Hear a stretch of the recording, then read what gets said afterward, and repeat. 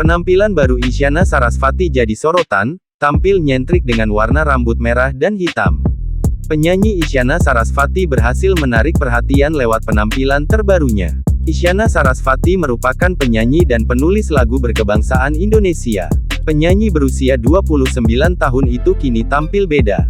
Jika sebelumnya, ia tampil dengan rambut panjang dan berwarna hitam.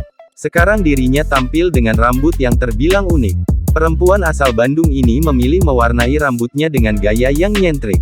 Isyana Sarasvati mewarnai sebelah rambutnya dengan merah dan hitam. Sontak, perubahan penampilan Isyana ini langsung mencuri perhatian netizen. Dengan gaya rambut barunya, ia terlihat begitu keren dan memukau. Tak hanya itu, penampilannya semakin sempurna dengan polesan lipstik berwarna gelap.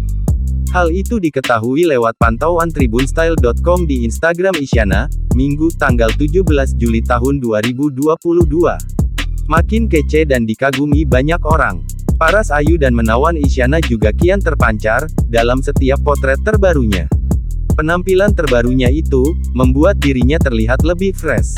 Dalam unggahan di media sosial pribadinya, Isyana bagikan potret terbarunya. Istri Raihan Maditra itu mengaku jika dirinya kini semakin berani mengunggah foto dengan ekspresi apapun.